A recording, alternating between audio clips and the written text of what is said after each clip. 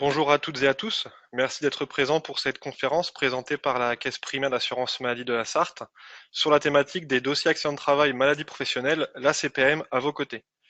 Je me présente, Jérôme Minguin, conseiller informatique service dédié aux entreprises et suis aujourd'hui accompagné de ma collègue Nathalie Soulis, responsable du service des risques professionnels.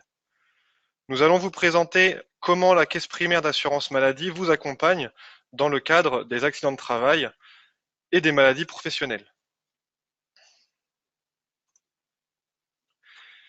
Vous avez à votre disposition un chat qui va être aujourd'hui modéré par Mélodie Clément, technicienne au service des risques accidents de travail maladies professionnelles, afin de poser vos questions et auxquelles nous répondrons en fin de présentation. Si vous rencontrez des soucis pour nous entendre ou pour voir le document diffusé, vous pouvez également nous prévenir dans le chat prévu à cet effet. Enfin, sachez qu'un replay de cette conférence sera disponible à l'issue de celle-ci et jusqu'à la fin de la journée.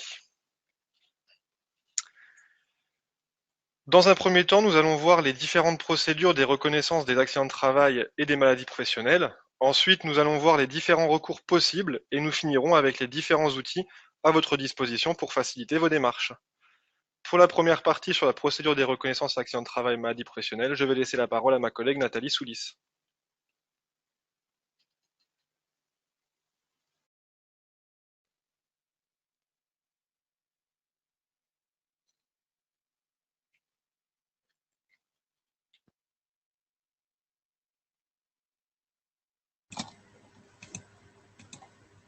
Bonjour à tous, Nathalie Soulis, responsable du service des risques professionnels de la Caisse primaire d'assurance maladie de la Sarthe. Je vais donc aborder avec vous les procédures d'instruction relatives aux accidents du travail trajet et des demandes de maladies professionnelles. Un petit rappel sur les définitions des différents sinistres dans un premier temps. Donc, l'accident du travail est considéré comme un accident du travail au titre de l'article L411.1 du Code de la sécurité sociale, l'accident survenu par le fait ou à l'occasion du travail, quelle qu'en soit la cause. Une petite particularité pour ces accidents du travail, une série d'événements localisés dans un temps précis pourra faire l'objet également d'une instruction au titre d'un accident du travail.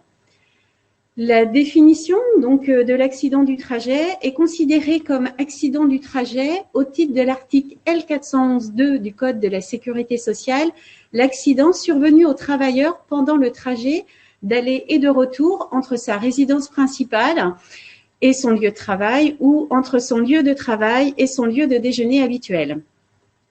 Donc, également, l'accident de trajet, quant à lui, ne doit pas être interrompu ou détourné pour un motif dicté par un intérêt personnel et étranger aux nécessités essentielles de la vie courante ou indépendant de l'emploi. Je vais donc finir avec la définition de la maladie professionnelle. Une maladie contractée par un salarié peut être considérée comme d'origine professionnelle lorsqu'elle est la conséquence de l'exposition plus ou moins prolongée à un risque qui existe lors de l'existence habituelle de la profession. La maladie est peut-être d'origine professionnelle, qu'elle figure ou non au titre d'un des tableaux de maladies professionnelles. Donc, ces procédures d'instruction, je vais reprendre dans le détail. Donc, les grands principes depuis décembre 2019, suite au décret du 23 avril, l'application de ce décret a permis aux employeurs d'avoir un délai pour rédiger et adresser ces réserves motivées à la Caisse primaire, de définir une période de contradictoire dès le lancement de la procédure, période dont vous avez connaissance par nos courriers lors de lancement des investigations qui vous sont adressées, de supprimer la notion de délai complémentaire et de clarifier ainsi les étapes de l'instruction. Également, permettre l'utilisation d'outils dématérialisés pour tous, sans oublier l'alternative papier pour ceux qui n'auraient pas accès aux outils informatiques, mais également réduire les délais en matière de reconnaissance de maladies professionnelles. Donc, nous allons également aborder, donc là, sur cette slide, le détail de la procédure de reconnaissance d'un accident du travail, accident de trajet. Lors d'un accident de travail, la victime doit faire constater ses blessures par un professionnel de santé. Celui-ci rédigera alors un certificat médical initial qui sera adressé à la caisse primaire. En parallèle, l'employeur établit une déclaration d'accident du travail dans les 48 heures qui suivent sa connaissance du fait accidentel. Depuis la réforme, l'employeur dispose d'un délai de 10 jours pour adresser ses réserves si elles n'ont pas été jointes à la déclaration d'accident du travail. À réception de ces deux éléments, la déclaration d'accident de travail et le certificat médical initial, la caisse primaire procède à l'instruction du dossier. Soit la caisse primaire effectue une prise en charge ou un refus au terme du délai des 30 jours, soit la caisse primaire procède au lancement des investigations par l'envoi de questionnaires aux parties via le questionnaire risque professionnel en ligne. À l'issue des investigations, la caisse met à disposition les pièces du dossier via le questionnaire risque professionnel en ligne pour l'ensemble des parties. Les parties ont alors accès aux pièces du dossier pendant la phase dite de contradictoire. Elles peuvent également apporter des commentaires pendant une période de 10 jours. Cette période est prédéfinie au lancement des investigations. Le délai restant de 10 jours permet alors à la caisse de procéder aux vérifications nécessaires pour prendre sa décision au vu des éléments au dossier. Le dossier reste pendant cette période accessible aux parties sans avoir la possibilité de formuler des observations complémentaires jusqu'à la prise de décision par la caisse. Nous allons aborder maintenant la procédure d'instruction d'un dossier de maladie professionnelle. Il y a deux types d'instruction. Si la maladie déclarée par le salarié fait partie d'un tableau de maladie professionnelle et que l'ensemble des conditions administratives est rempli, la procédure de reconnaissance est réduite. Elle passe maintenant de 6 à 4 mois. Si la maladie du salarié ne relève pas d'un tableau de maladie professionnelle ou si l'une ou les conditions administratives indiquées dans ce tableau ne sont pas remplies, son dossier sera alors examiné par un comité d'experts médicaux que l'on appelle le comité régional de reconnaissance des maladies professionnelles. La caisse disposera alors d'un nouveau délai de 4 mois à compter de la date de saisine du comité pour notifier une décision conforme à l'avis de ce dernier.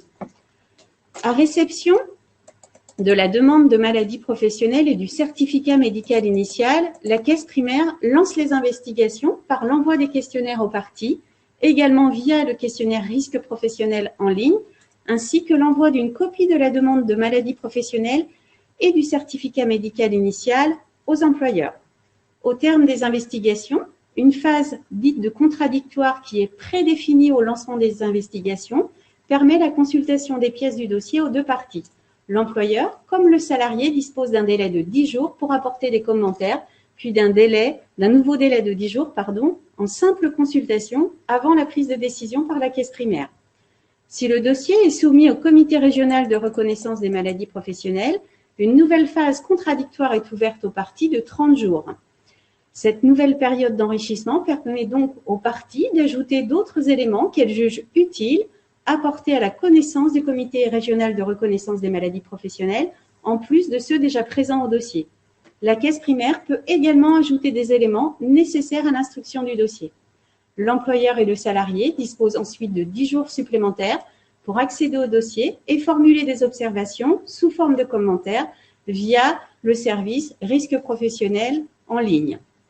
Au terme de ce second délai de 4 mois et à réception de l'avis du C2RMP, la caisse primaire notifie la décision aux parties. En ce qui concerne les instructions d'une rechute ou d'une nouvelle lésion, la caisse primaire a un délai aujourd'hui de 60 jours pour instruire le dossier, à compter de la réception du certificat médical de rechute ou d'un certificat médical indiquant une nouvelle lésion. La caisse primaire devra statuer sur le lien entre la rechute et la nouvelle lésion et l'accident du travail-trajet ou la maladie professionnelle. La CPAM envoie la copie du certificat médical pour informer de l'ouverture de la procédure de reconnaissance de rechute ou de nouvelle lésion aux parties. L'employeur peut formuler des réserves motivées à l'intention du médecin conseil du service médical de l'assurance maladie dans un délai de 10 jours à compter de la date de réception du certificat médical initial. Dans ce cas, s'il l'estime nécessaire, le médecin conseil peut alors envoyer un questionnaire à votre salarié en y joignant vos réserves. Le salarié dispose d'un délai de 20 jours pour y répondre s'il le souhaite. Au terme de l'instruction, une notification de décision est adressée par la caisse aux parties. Alors, Les recours. Nous allons maintenant donc parler des recours possibles pour les parties suite aux décisions de la caisse primaire.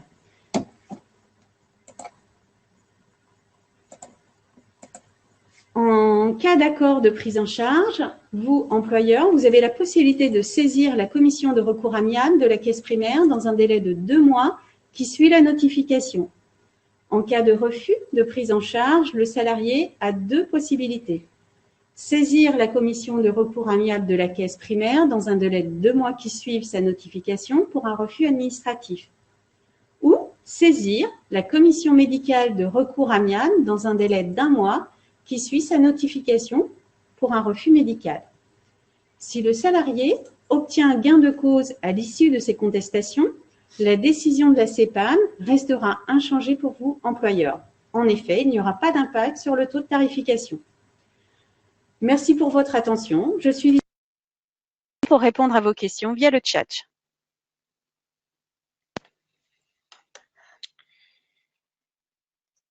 Alors effectivement, nous avons vu dans un premier temps les différentes possibilités dans le cadre des accidents de travail ou des maladies professionnelles. Nous allons maintenant refaire un point sur les outils à votre disposition pour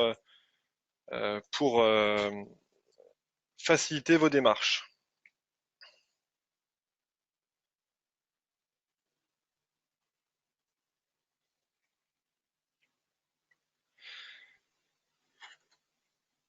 Alors aujourd'hui, les outils de l'assurance maladie vous permettent de réduire les délais grâce aux envois dématérialisés, d'éviter le risque d'erreur, de limiter l'utilisation du papier, de faciliter l'archivage et d'autres possibilités.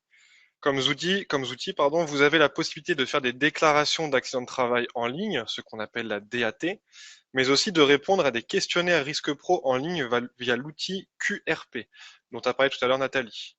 De plus, nous allons aborder après les déclarations que vous pouvez faire via l'outil Net Entreprise. Nous allons donc commencer par évoquer la déclaration d'accident de travail en ligne. Alors, il faut savoir que dès lors qu'un accident de travail est connu par l'employeur, ce dernier doit établir une DAT sous 48 heures après avoir eu connaissance du fait accidentel. À la fin de cette déclaration, il doit remettre à son salarié une première feuille de soins, qui est obligatoirement à remettre par l'employeur à la victime. En cas de besoin de renouvellement de celle-ci, il est possible d'en faire la demande pour le salarié par courrier directement auprès de la caisse primaire d'assurance maladie. De plus, si l'assuré possède un compte Amélie, la nouvelle feuille de soins lui sera directement adressée par ce canal. Il est donc important pour vous de proposer à vos salariés d'ouvrir un compte Amélie afin de s'y connecter en cas d'accident de travail ou de maladie professionnelle. Enfin, il faut savoir que dès la fin de la déclaration en ligne, il faut pour l'employeur réaliser un signalement d'événement en DSN pour signaler l'arrêt de travail ou à défaut établir une attestation de salaire sous Net Entreprise pour pouvoir avoir droit à l'indemnisation de cet arrêt. Pour rappel, les déclarations d'accident de travail en ligne se font via netentreprise.fr et permettent aux employeurs d'économiser les frais d'envoi postaux, mais également de transmettre des informations fiables puisque saisies par l'employeur directement et d'avoir également une souplesse dans la saisie, puisqu'à compter de l'étape 6 de la saisie de la déclaration d'accident de travail, celle-ci peut être suspendue, puis reprise une fois les informations éventuellement validées par un supérieur hiérarchique. Un petit rappel pour ceux qui connaissent déjà l'outil Net Entreprise, donc vous pouvez vous connecter sur www.net-entreprise.fr.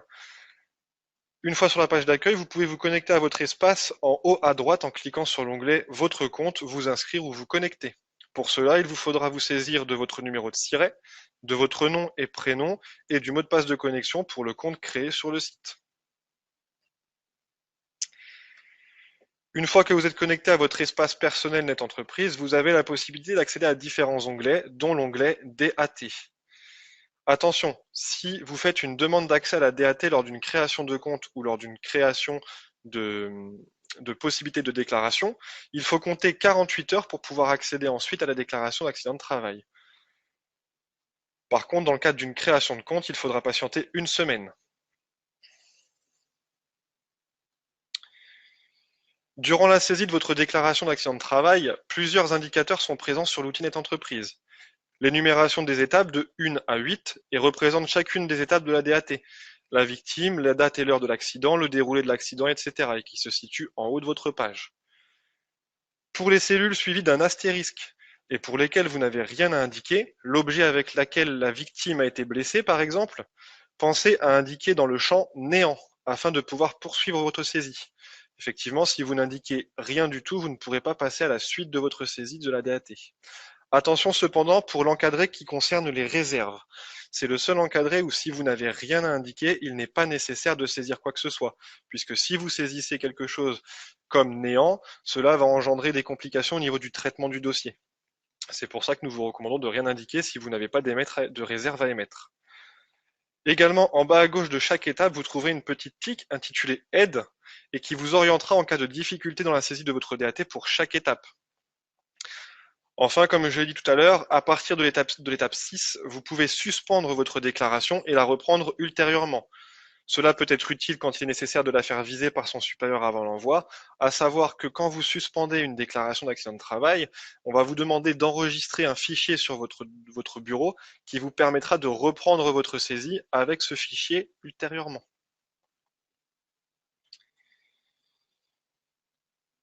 Aujourd'hui, vous connaissez et utilisez peut-être déjà la DSN pour vos arrêts de travail et Net Entreprise pour vos déclarations d'accident de travail, pour vos attestations pour les indemnisations des arrêts en temps partiel thérapeutique, mais aussi pour la consultation de votre taux en accident de travail.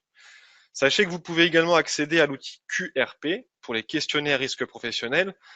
Pour cela, il faut vous rendre sur le site questionnaire-risquepro.amelie.fr. Dans le cadre d'une première connexion, il faudra utiliser les identifiants communiqués par courrier par la caisse primaire d'assurance maladie. Si ces identifiants ont déjà été utilisés une première fois, il faudra se servir des identifiants existants. Réception d'un mail indiquant la mise à disposition d'un nouveau questionnaire possible. Pour information, une adresse mail peut être associée à plusieurs numéros de SIRET. Également, pensez à indiquer une adresse mail générique si plusieurs personnes sont occupées à la complétude des questionnaires, afin qu'il n'y ait qu'une seule adresse pour l'ensemble des personnes qui traitent. Sachez également que depuis le 1er décembre, tous les dossiers ayant fait l'objet d'investigations sont consultables sur l'outil QRP. Vous n'avez plus à en faire la demande. Attention cependant, le délai de la consultation, du téléchargement des différentes pièces du dossier et la possibilité d'émettre des observations sont précisés dans le courrier initial au lancement des investigations, comme l'a dit tout à l'heure Nathalie. Il est donc très important de prendre l'information sur ces dates afin de pouvoir suivre le dossier dans les délais communiqués par l'assurance maladie.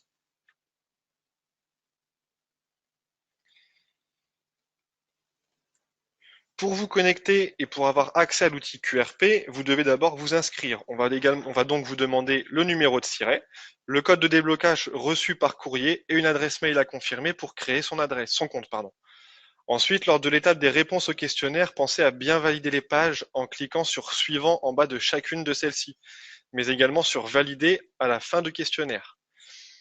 Après avoir validé définitivement le questionnaire, une fenêtre récapitulative s'affichera dans laquelle vous aurez la possibilité de télécharger le questionnaire complété.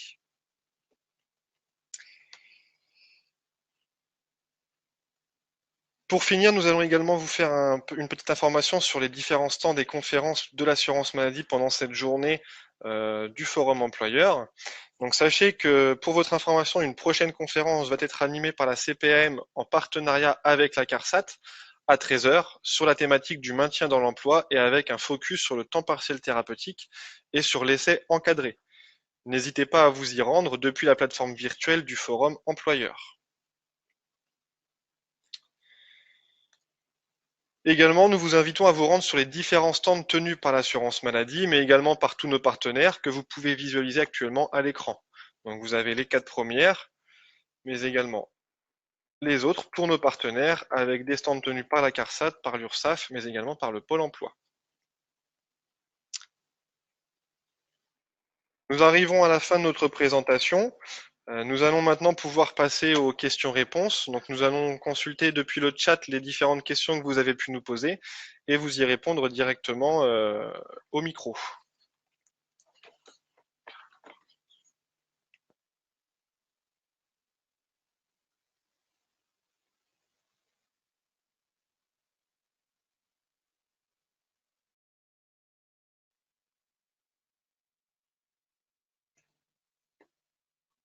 Alors, au niveau des questions, on a plusieurs personnes qui nous demandent comment avoir accès aux documents de la présentation. Alors, comme je l'ai dit en préambule, suite à cette conférence, vous aurez la possibilité de visualiser cette conférence depuis l'accueil du forum entreprise en replay, et ce jusqu'à la fermeture du forum à 17 heures.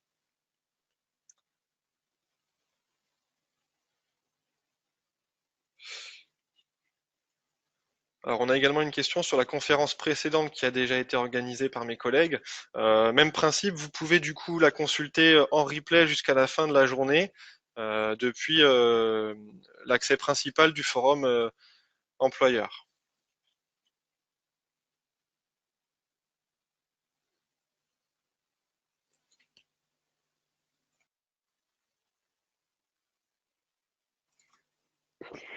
Alors, en ce qui concerne la complétude du questionnaire risque professionnel, puisque nous avons quelques questions, donc l'outil QRP, donc c'est le questionnaire risque pro Amélie, enfin qui est en ligne sous Amélie. Ce service est utilisé justement dans la phase d'investigation des dossiers, que ce soit sur le versant versant AT trajet, que sur le versant maladie professionnelle.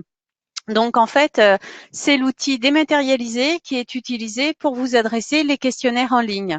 Donc il n'est utilisé que lorsqu'il y a des investigations dans les dossiers, donc tant sur les dossiers accident du travail, accident de trajet, que dans tous les dossiers par contre de maladie professionnelle, puisque chaque demande de maladie professionnelle fait l'objet d'une investigation.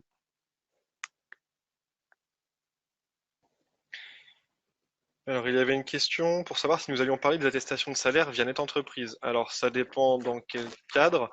Ce que je vous propose de faire, c'est de venir à notre rencontre directement sur le stand qui est prévu à cet effet, et pour pouvoir échanger directement avec un conseiller informatique service en fonction du département d'où vous êtes.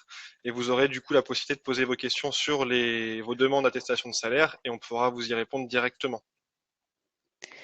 Alors, j'ai une question concernant, donc vous me confirmez qu'on n'a pas à déclarer un accident de travail s'il n'y a pas de certificat médical initial. Non. À partir du moment où vous avez connaissance, vous, employeur, d'un fait accidentel, vous devez établir une déclaration d'accident du travail sous 48 heures. Après, que votre salarié aille ou non faire constater ses blessures, ça c'est autre chose. S'il ne le fait pas, nous classerons le dossier sans suite. Ensuite, dans la DAT sur Net Entreprise, le courrier de réserve est-il obligatoire ou la notification sur la DAT suffit-elle? Eh bien, écoutez, sur la déclaration d'accident du travail, il n'y a pas beaucoup d'espace qui vous permettent d'émettre vos réserves. Donc, le mieux, c'est malgré tout d'avoir un courrier en pièce jointe où vous avez la possibilité maintenant, sous 10 jours, de nous adresser un courrier en format papier pour émettre vos réserves. Mais le mieux, c'est de joindre à votre déclaration d'accident du travail dématérialisée une pièce jointe avec votre courrier de réserve s'il y a plusieurs motivations sur ces réserves.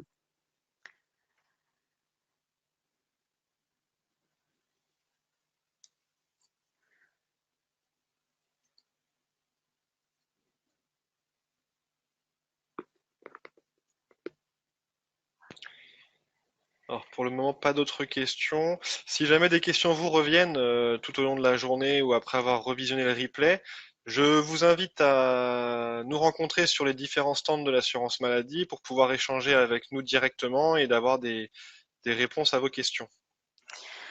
Alors, une petite question qui arrive. L'outil QRP, lorsque vous parlez de l'ensemble des parties qui doivent remplir les questionnaires, vous parlez de qui? Salariés, employeurs. Donc oui, nous parlons donc lorsque nous lançons des investigations, les questionnaires sont adressés aux salariés, aux employeurs et également aux témoins ou à la première personne avisée si nous avions déjà à l'initiale du dossier l'ensemble des informations qui nous permettaient de bien identifier le témoin ou la première personne avisée de façon à lui adresser directement via cet outil le questionnaire. Alors, je vais prendre la main. Si on a une question, si on fait une attestation de salaire envoyée par la DSN, est-ce que l'on fait en plus sur Net Entreprise? Alors, absolument pas. C'est à bannir de vos procédures. Dès lors que vous faites un signalement d'événement en DSN, il ne faut surtout pas envoyer une attestation sur Net Entreprise, puisque sinon, il va y avoir un doublon dans le traitement du dossier, possiblement avec des erreurs qui ne correspondent pas sur l'une ou sur l'autre des attestations, et du coup il y aura un rejet de notre part, et du coup un délai supplémentaire pour traiter les indemnisations. Donc dès lors que vous faites un signalement en DSN, je vous invite à consulter votre tableau de bord à compter du lendemain, et ce pour 3 ou 4 jours, afin de visualiser le retour de la caisse primaire d'assurance maladie et de savoir si le dossier a été traité ou s'il y a un rejet. Sachez que s'il y a un rejet, vous aurez une notification dans votre tableau de bord qui vous indique l'objet du rejet et les modifications à effectuer dans votre envoi, soit via une nouvelle attestation annulaire en place en DSN, soit directement via une attestation rectificative sur Net Entreprise. Je reprends la main. J'ai une question. Donc, devient un accident du travail dont les séquelles durent. Eh bien, un accident du travail, votre salarié, tant qu'il n'est ni guéri, ni consolidé, ni par son médecin traitant ou le médecin conseil de la caisse primaire, malheureusement, l'arrêt ou les soins dureront. Donc, voilà. Nous, en gestionnaire, la gestion administrative n'est pas sollicité par rapport à cette durée. Enfin, c'est pas nous qui gérons puisque c'est en fonction des certificats médicaux que l'on reçoit de la part des professionnels de santé. Mais sachez que l'ensemble des dossiers accidents de travail et maladies professionnelles sont régulièrement visés par les médecins conseils.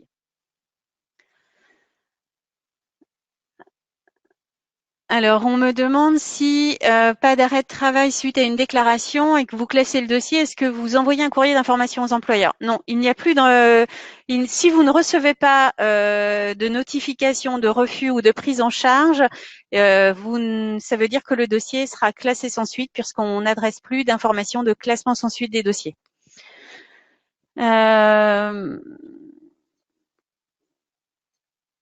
Pour QRP, alors j'avais une petite question tout à l'heure concernant le questionnaire en ligne. Donc pour pouvoir s'y connecter la première fois, eh bien en fait pour pouvoir s'y connecter la première fois sur le questionnaire risque professionnel, finalement il faut avoir eu un sinistre avec une investigation qui est lancée. Et à ce moment-là, lors de la création nous des questionnaires sous l'applicatif, vous recevez automatiquement un courrier avec vos identifiants, avec le code de déblocage, pardon. Alors, je vais répondre à la suite de la question de tout à l'heure sur les attestations DSN ou Net Entreprise.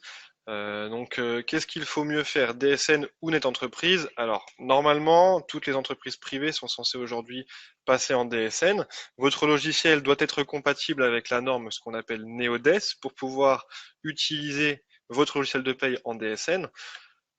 Le mieux, c'est toujours de privilégier la DSN, puisque la DSN récupère des informations issues de votre logiciel de paye sans intervention de votre part. Vous n'avez juste à saisir la date du dernier jour de travail et les dates éventuelles de la subrogation. Donc tout s'envoie automatiquement depuis votre logiciel de paye, ce qui fait que les informations sont réputées exactes. Par contre, si vous n'avez pas la possibilité d'envoyer en DSN ou si vous avez un problème connu sur votre logiciel qui bloque les envois en DSN, je vous invite à le faire sur Net Entreprise tout en étant vigilant sur les saisies que vous allez rentrer, puisque c'est sur la base de ces saisies que nous allons indemniser l'arrêt de travail de votre salarié. Alors, j'ai une petite question sur le délai de contestation par rapport à une réponse, enfin le délai de réponse par rapport à une contestation dans le cadre d'une maladie professionnelle. Eh bien, autant vous avez donc un délai pour nous adresser votre contestation, autant moi, c'est pas le service administratif qui va gérer, donc c'est le service juridique. Donc normalement, ils doivent attester de la réception de votre demande de contestation, et donc ensuite, c'est eux qui enrôleront les dossiers au cours des commissions de recours amiables à venir. Donc, je ne peux pas vous préciser de délai précis par rapport à un retour suite à une contestation. Alors, il y a de plus en plus de questions qui arrivent. Malheureusement, on va arriver au terme du temps imparti pour cette conférence. Nous allons mettre en place une FAQ pour pouvoir répondre à l'ensemble des questions ultérieurement. Donc du coup, vous pourrez nous en faire la demande directement dans les stands pour que cette FAQ soit envoyée et que vous ayez une réponse à toutes vos demandes. On s'excuse pour l'impossibilité pour nous de répondre à toutes les questions, mais effectivement, on est un petit peu pris par le temps et on ne va pas pouvoir répondre à la totalité de vos demandes. Alors, juste une petite dernière réponse. Y a-t-il un impact financier dans le dossier s'il est classé sans suite? Non, ça n'aura aucun impact sur votre taux de tarification.